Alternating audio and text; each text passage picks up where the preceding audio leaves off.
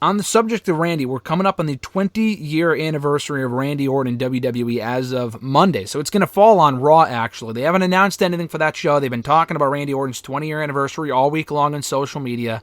I don't know if they plan to do a celebration or even acknowledge it on Monday's Raw. I'm sure they'll throw it in there in a quick commentary line, but beyond that, I think they should do more because it's a pretty big accomplishment considering, he's still a regular on the roster, and he started so young, and he's been a main eventer for so long, so obviously a very impressive accolade.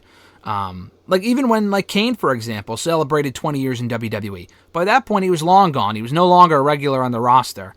Even the same with Undertaker. When he celebrated 20 years in 2010, he wasn't really much of a regular anymore. He was a part-timer by that point. And Orton is far off from that. He's taken time off over the years for various injuries and whatnot, but he hasn't really been gone for an extended period of time. And he's always been there. So talk a little bit about Randy Orton, his influence on your fandom, because he came up at the same time that you started watching. I know you've always been a big Orton fan. You were there when he won the WWE title at Backlash, not WrestleMania Backlash, but just plain old Backlash, 13 years ago in Providence.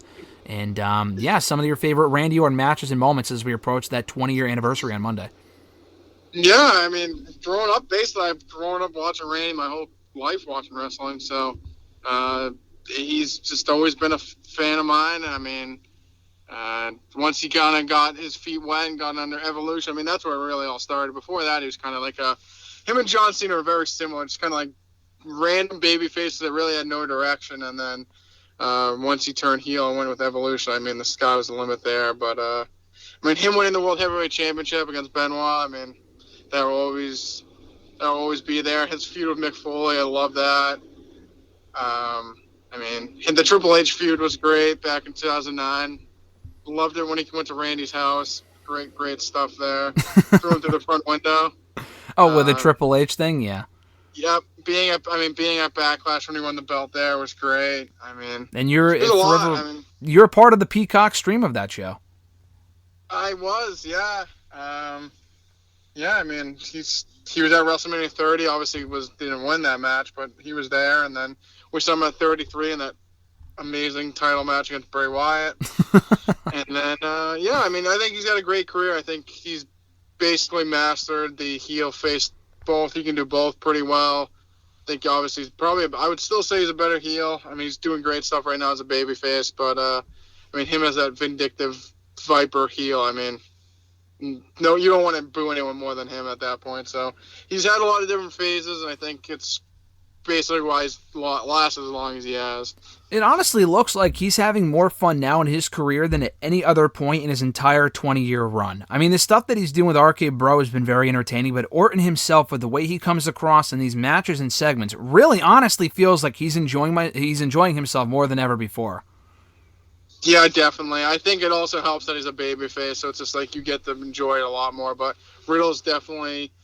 It's just, I think the character development between the different... they're so, polar differences, on a basic character front that I think they made it work, and now it's just, they're having fun doing it because the crowd loves them. Yeah, what I think makes it extra impressive is the fact that you mentioned him being a babyface helps, but he has always been notoriously against being a babyface. He just absolutely has hated it in the past. He's talked about it in interviews. He wasn't a fan of being a face. He always thrived in being a heel, and traditionally that's where he did his best work. But he's been on fire this past year with him and Riddle. I think we actually just hit it might have been Monday or Tuesday, the 1-year mark of when they had their first ever one-on-one match in WWE, and here we are a year later, and they're still... they lost it and they got it back, but they're the Raw Tag Team Champions, so they probably won't be for much longer if they lose to the Usos at WrestleMania Backlash, but I don't know. What do you think is the current timetable? I mean, we talk about this a lot, but what do you think is the current timetable for a split on these two? I mean, at this point, if it's not WrestleMania, which has already come and gone, SummerSlam would look likely. If we're going to have one unified pair of titles, they're probably going to lose to the Usos. I don't see what happens if they win, because there's really no heel teams for them to challenge, or to face, rather. I guess you could say the same about the Usos, but I think it just makes more sense for the Usos to win. I mean, I've said this before, but I honestly wouldn't break them up at this point. They're just so over, and I guess it would make it more surprising if Orton were to turn on him now, a la The Shield in 2014, but I would still drag it out for as long as possible, and I would honestly like to see them kind of branch off and do their own thing in singles competition. Maybe have Randy go after Roman for a little while, After they lose the Raw Tag Team titles, that could be the June pay-per-view match or at Money in the Bank. Not have Orton win, obviously, but I think you can keep them aligned and not have them in the tag team title mix without breaking them up quite yet.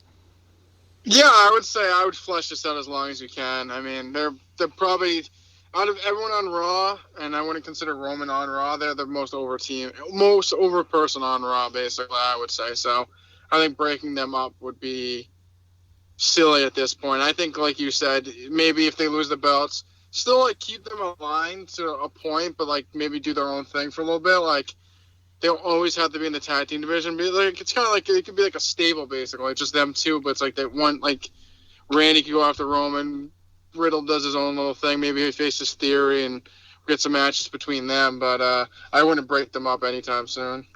I would keep it going for as long as possible. I think if they're still popular, still getting great reactions, why would you risk ruining that? And I think Riddle could do very well on his own if he's treated like a serious competitor, not like a goof, like he was before they linked up on the show. But I just wouldn't pull that trigger quite yet. I was petitioning for it a couple of months ago, but seeing where they are now and what they're still doing, the reactions they're receiving, I wouldn't lobby for it quite yet. One last thing on the Orton front. You talked about your favorite Orton moments that you've seen live and some of your favorite matches. What do you think Randy Orton's, maybe not just one, but top 2 or 3 best Randy Orton matches ever are? Because, he may not be the greatest wrestler of all time, but he's got to be included in the conversation of maybe top 10, if not higher than that. He's had a lot of great matches, still even underrated in certain respects in the ring, and he's had a lot of amazing matches and memories. But what do you think, at the end of the day, if someone were to ask you, and I guess I'm asking you right now, what are the top 2 or 3 Randy Orton matches ever in the last 20 years? See, the kid loves putting me on the spot. I do. I mean, I really liked him and Seth from WrestleMania 31. I mean, it was an opener. It wasn't like the greatest, like it wasn't a 5-star class, but that was a really good match. Mm-hmm. I mean, the finish as well. I mean, that RKO is probably the best one of all time. So definitely put that up there. I mean, him and Christian from SummerSlam, that match is great as well. I feel like that's such an underrated Randy Orton, like, feud match, whatever. Mm-hmm. I'm trying to think. I would put the Christian match in there for sure, absolutely. Yeah, I'm trying to think who else. I mean, he's feuded with so many people. I feel like him and Cena feuded for so long. Yeah. I don't know. I don't know if you remember this, but I'm trying to think, because like he and Triple H had so many matches. He and John Cena had so many matches, but I don't know if any of them were ever really like truly classic, except for maybe, if you would remember this, the Iron Man match they had at Bragging Rights that one year. It sounds familiar, but it doesn't ring a bell. Like, okay. I don't remember it. But no, I would say the Christian match and the Seth one off the top of my head. What about the greatest wrestling match of all time? We were told the Backlash 2 years ago with Edge. I played the 5th. That was actually a really good match. I don't know if it was the greatest wrestling match ever, as they said, but that actually ended up being quite a great match. But there's a lot of Orton matches to choose from. I'm thinking from early on too. You could put maybe a Taker match on there. Maybe not the 21 one, but Armageddon 05. You were there for that one. I'd put WrestleMania 21 up there. I thought that was a good match. Or you put the Armageddon match up there. I mean, they had a lot of good matches, too. I totally forgot about that. That was like early Randy. But yeah, I mean. Not the Bray Wyatt WrestleMania 33 match? I wouldn't sprinkle that one in, no. That one was a shit show. I'm trying to think of like other matches in recent years, because he's been around for a lot of very good matches lately, but no like truly classic ones. Like some of the RKO Bro matches have been great. When they won the titles back on that Raw about a month ago, that triple threat tag team match, I mean, I'm talking singles, but you might be able to include that one in that conversation, because that was quite a great match. I love the Rollins one that you mentioned. I guess you could include Bryan, Batista, and Orton at WrestleMania 30. I don't really put that up there as a great Randy Orton match, because it was more about Daniel Bryan than it was Orton, but... Yeah, I don't even remember the match with Benoit. I mean, I don't really remember. Like, was that a great match? Like, I don't even remember. Yeah, no, I think it was a good match. I don't remember it being... I mean, I wasn't a fan at that point, but having seen it myself, I don't know if I would put it in that classic category. It's weird. He's had a lot of very good matches, but no, like... He's had classic matches, but not as many as you would think for a guy that's been around for 2 decades. I'm trying to think, like, a couple of the matches maybe with Jeff Hardy... Punk. I really like the Punk WrestleMania 27 match. I don't know if I'd put that in the top 3, but that would be up there, I think. That was a really underrated match. That was a good match. I don't know if I'd put it top though. So I'm trying to think what else. He was in the sixth man at 29, was he? Or am I Yeah, making he that was. up? You're right. Yep. I want to put that on there. No, yeah. Yeah, like you said, I think he's had very good matches. He doesn't have like that many like classic matches. It's funny, yeah. We might have to pull up Uncle Dave's star ratings. I don't know. Did any of them ever get a 5-star? I really don't know. That's a great question. I honestly don't know because you hear a lot, or I've seen a lot anyway, like, oh, Bryan Danielson's never had a 5-star match per Meltzer, which was weird. I think that changed recently. I think Meltzer gave him and Omega or him and Suzuki or whoever it was a 5-star rating, or him and Page, so that's not true. But Orton might be in that conversation, too, of someone who has never had a 5-star match in WWE. He might have. I don't know. That's a great question. Never has. You just Google it? Yep. Wow. That's crazy. I honestly thinking about it now, and you wouldn't think this at the time, or it just sounds weird, but that Christian match might be the best Randy Orton match in WWE history. I mean, honestly, they had some great matches, but I'm trying to think of other ones that would be better than that. Most of the ones on this list are... Like multis? The ones on the list, they're all multis. The only one that's... it's still kind of a multi. Orton, Batista, and Daniel Bryan's 4.5. But the rest of them are like Money in the Bank matches or like Survivor Series matches and stuff like that. That's Elimination funny. Chamber stuff. The only one that's... Him and Drew from Hell in a Cell 2020 was 4.25. And that wasn't... I remember that match, and that wasn't even that good. And him and Cactus from Backlash 04 was 4.5. That was a good match. That actually, you know what? I take back my answer. That might be the best Randy Orton match ever, if only because it really put him on the map as a main eventer. So honestly, that might be it.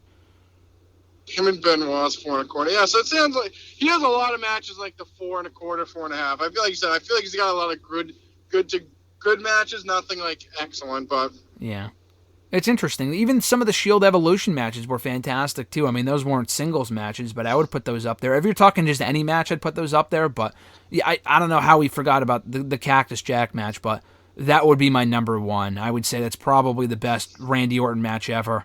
I would put Christian in there, and I would put you said Rollins. What's the third match you would put in that conversation to kind of complete the triad there?